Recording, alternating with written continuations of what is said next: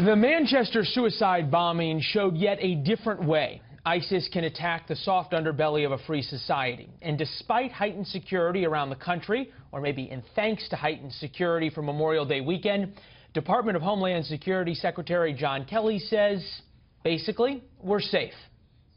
Our ability to identify questionable travelers is very good because of the databases we maintain. I am very confident that we're doing a very effective job in protecting. Now that said, it's a constant threat and we always have to be vigilant. Robin Simcox, terrorism and national security analyst with the Heritage Foundation, joining us now. Robin, good to see you. I am always struck whenever I hear U.S. officials say, basically, we're doing our best, that they have to be right 100% of the time. The terrorists only have to be right once.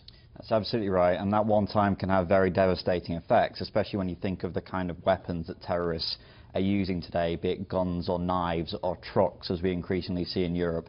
It is an overwhelming problem for security services and law enforcement. Why does it always seem that the terrorist is one step ahead? We're always the ones after an attack who have experts on and they say, well, if only we had protected people who were leaving the stadium, as in the case of Manchester, everything would be fine, but nobody seemed to think of that before. Well, so to my mind, it's about the scale of the threat and the amount of people that are of potential concern to law enforcement and intelligence agencies. Let me give an example from the UK. 23,000 people is the miss currently of concern to the UK security services. There's no way they haven't been able to track that amount of people, so you're always having to prioritise who do you follow, who do you carry out surveillance on, and we just can't get it right every time. Note from the Las Vegas Review-Journal coming out in the past 48 or so hours about a new Islamic State video. It showcases the Islamic State group's newly developed weapons, and its final scene has a series of shots including the Las Vegas Strip and New York's Times Square, while a narrator calls for general lone wolf attacks in America, Europe, and Russia. So you have ISIS calling for the lone wolf attacks. We saw the effects of those in vehicle-borne attacks, those kinds of things. But at the same time, we see in the London-Manchester attacks a fairly high level of sophistication in a real cell here.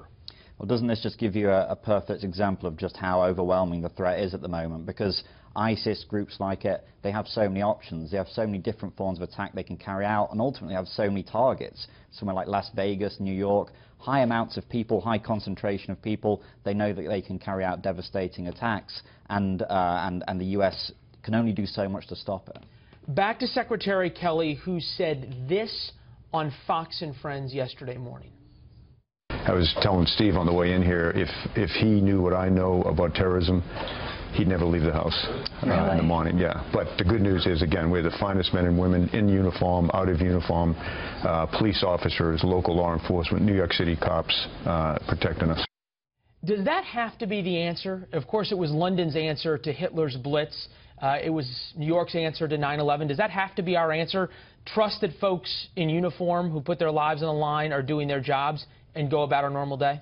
Absolutely. Trust in them, trust in the intelligence agencies that are doing selfless and hard work on this kind of issue. Make sure you fund those kind of agencies in order to give them the capacity to do so.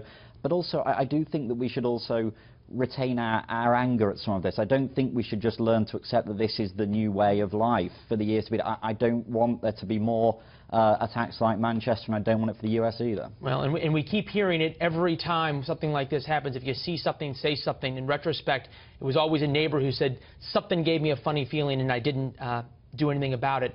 Robin, appreciate your insights. Thank you. Thank you.